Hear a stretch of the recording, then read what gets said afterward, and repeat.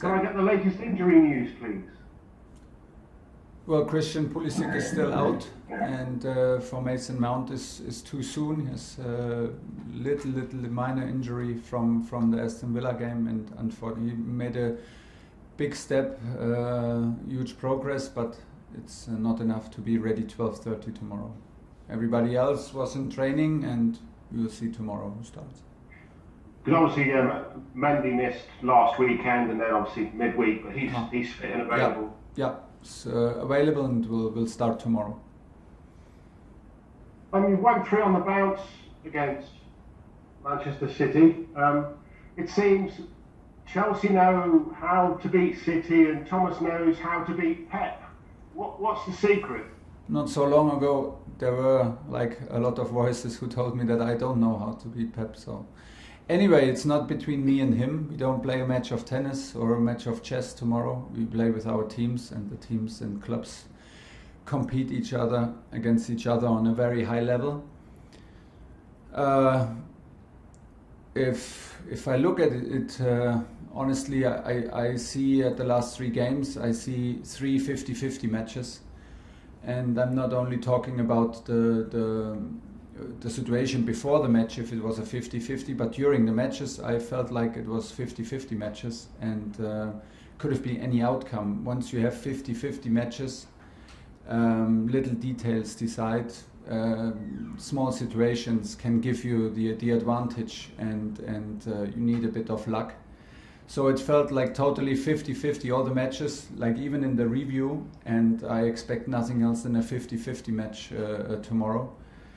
And we want to fight hard to be the guys who have the better outcome.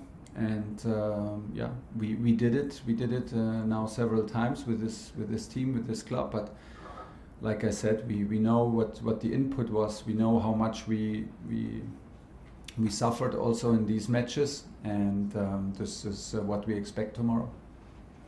Obviously, there are a few elite managers, elite coaches, as they're called, in the world, but right now, forget history, right now, based on those last 3 games, based on where you are in the league, based on the fact that you're European champions, are you a better coach right now than Pep Guardiola? This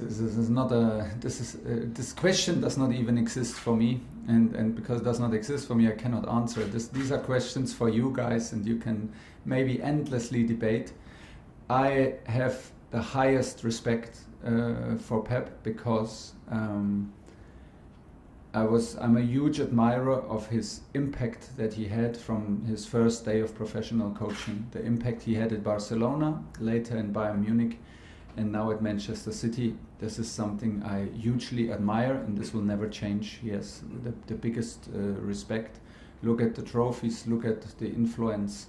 There is absolutely no reason why I should start to ask myself if I am a better coach or not. I do the best I can. I'm in a place right now where I'm very happy. I'm a better coach today than I was yesterday, and this is all that matters. I need experience. I am grateful to have this amount of support and this club to cover my back and to push me to my limits. And from there on we go, and I'm very happy that I have the possibility to fight on that kind of level together with my team and with my club, and this is what matters. Finally from me, Romelu Lukaku was giving an interview, Thomas, suggesting that the social media companies get together with the captains of all the Premier League teams and some of the star players, the better known players as well, to talk about how best to go forward so that all this abuse on social media can be dealt with. I mean, obviously he's an opinionated young man. Are you happy that he comes out with these opinions, and what do you think of that as an idea? I'm happy for every discussion that leads to the right direction. I didn't know about it. I'm happy for every discussion that we have, because when we have discussions, it can only be positive output, and speaking about things will always, I believe, will always be the start for something positive if we speak about it, and the idea leads to the right direction. In general, I'm maybe the absolutely worst person to speak about solutions in social media, because it does not exist for me. I don't use them. I don't have profiles on social media. So leave this to the guys who use it and who are actually in it. And I speak about football, and it's better. Okay, we'll go to John Southall, BBC.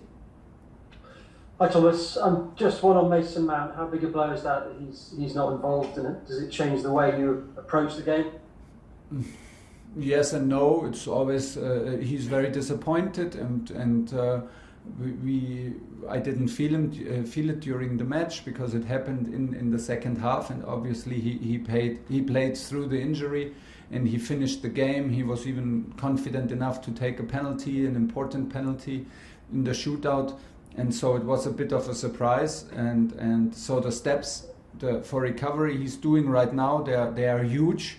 Maybe would have even possible that he could have played if the game was one day later. So it's a very little, a minor injury, but still it's a disappointment for him and also for us because he is a player that we count on. And but it is always the same. No matter what importance Mason has, no matter how much we rely on him, the task is to find solutions now without him, and bring him back as soon as possible. You say it's a 50-50 game and the last three have all been 50-50 games, but you Yes. have won the last three games. So Yes. do you think you do have a little bit of a psychological edge over City at the moment? Well, we have the experience, the positive experiences, and we know how tough it feels at halftime in the dressing room, how much work we put into it, what kind of input was needed. And when I tell you 50-50, I mean 50-50. Sometimes when we look at situations, how to defend, how to attack, it still feels like, oh, that is dangerous. Hopefully, we will not concede a goal now. And luckily, it does not happen, even if we look at it several times. So you have to really work hard for it and really have to earn it. And don't forget, you need also like the momentum and a bit of luck. But yes, genuine belief that you can do it is the most important in sports. And on this kind of level, we have the belief that we can do it. We have the belief. We know very well what it takes to be to have the possibility to win. I have the feeling it does not take a miracle to win against Manchester City, but it does need. It's absolutely necessary that we bring out the best performance. So this is tough enough, and this is maybe the line and the confidence it gives you. But it will be it's one of the biggest tests in European football, and this game is on tomorrow. It's in our stadium, and we feel ready for the battle. James Savundra, TalkSport.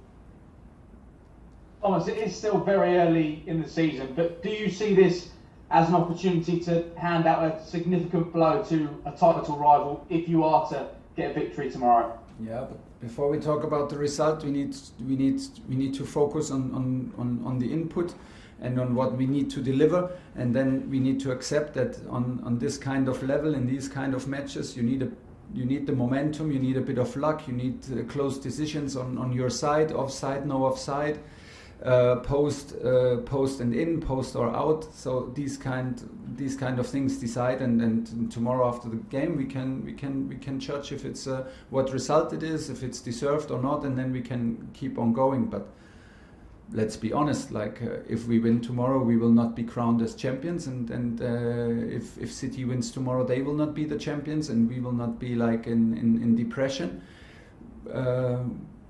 It's an important match, of course, and it's a big match, and it's a match in which we like to be involved on that kind of level, and the situation in which we face this match is a good one because we worked hard for it, and we feel ready for this kind of competition, and we are very well aware what it takes to have the opportunity to beat them once again. Pep surprised a few people with his lineup in the Champions League final. Are you expecting him to surprise us again tomorrow? But when you take on a team like Pep's Man City, do you almost have to focus on yourself even more and not worry so much about what they may or may not do? Yes and no. We always try to focus on us, but there are a lot of behaviors that you need to be aware of. They played also a very different lineup in the game in the league in Manchester.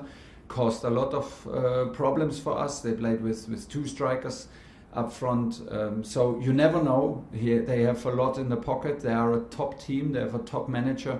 They have a lot of solutions. They have many years of experience, and they play on such a high level consistently over the years that it's a really tough one. We have to be there, but there are, like, within every structure, within every lineup, there is a certain pattern. They put huge intensity on you in the opponent's half, and there are certain patterns in defending and attacking which you need to be aware of. But then on this kind of level, it's absolutely important that we play with confidence, that we accept difficulties, that we play through pain and play through fatigue, and that we play a tough match, and that we play a tough, and we put in a tough team performance. And this is what we are up to. And then you need to take advantage, if you feel it in the moment, to escape the pressure. And if you have in the moment the confidence to find a technical solution, you can do it. But you need to be very aware of all the solutions, because if space is open, they open up for only a blink of an eye and only for seconds. And this is what I mean. Do we need a miracle to compete with them? No, but we need our best performance. Alex Aljo, PLP. Hi Thomas, how are you? Good. Is it too early in the season as well to call it a 6-pointer, or is that how you see it tomorrow? Well, it is a 6-pointer between two teams who clearly are rivals for top 4, and when you're rivals for top 4, you are also rival for the best outcome possible. But it's too early for it. It will not be a decision tomorrow, but it is any team can of course steal 3 points from a direct competitor. So yeah, you can call it this. Does it change anything? No. So, but it's also not necessary to be shy to play it down, of course. But there's also a possibility that we maybe play a draw. So things will be tough between I mean it. I mean, they are the example, and they are the benchmark in this high level. For many years now. They play so consistently on this kind of level, and I'm very happy that we are able to produce these kind of performances and results also consistently. But we need to prove it, and that we can build in that we can deliver this with the same consistency than City. They are the benchmark for this, and then we have to stay hungry and close the gap. And this is what we want to do for 90 minutes, and then comes the next 90 minutes and so on. So this is the challenge what we're up for, and it's going to be a marathon. It's not a sprint, and the race is not over tomorrow, no matter what the result is. And does the fact that you could go 6 points clear of them with a win give you extra incentive, extra motivation going into? I don't think so. We are aware of the situation. That's what I wanted to tell you. I don't think so. If it was now maybe 3 days before the end of the season, three games before the end of the season, this is maybe an extra, but it's so early. I don't think that we need an extra motivation or an extra edge by having we can be 6 points clear. I don't even know how many points we are clear at the moment. Now I know, because we have 3 points obviously, but I don't think in these patterns, and hopefully my team does not, because we need to be at our best level anyway. No matter if you're 1 point behind or 3 points clear, it does absolutely not change. And this is what I feel, and this is what is very important. And this is what we did in the last 3 matches against City. Isolate the situation. This is a match on the highest level. If we want to compete with them, what we did in a 50-50 match, we need our top level. Does it matter if it's a cup game, a league game, or a Champions League game? It simply does not matter. And how many points we have and they have, it does not matter. Once we play tomorrow at Stamford Bridge, Man City, it's on, and we need to be fully on. Okay, final question for the broadcast section. We'll go to Nick Pure, PA. Hi Thomas. Just what you were saying the other day about Thiago and his professionalism, especially at his age. How long can he keep going at this level? And it doesn't seem to be any reason for him to slow down. And with that in mind, No. Could he potentially stay at Chelsea beyond the end of the season? It's on him. It's on him. I cannot answer this question right now. Hopefully he can continue to perform on this kind of level, and that's all it needs to stay here. And it's as easy and as clear as that. What we want: top performance. When you play for Chelsea, you need to deliver, and this is what he's doing. And that he is a top professional is a given, because otherwise it would not be possible that he plays on that kind of level, but for so many years. But the age does not play a role. The only question we need to ask at the end of the season: is he still on the level that we need at Chelsea to compete for everything in every competition? Yes or no? It's as easy as that, and we have time for that. We don't need to answer that question right now, but he's in a good place and we are happy. Okay, thank you. We'll end the broadcast section there. We'll now move on to the debate.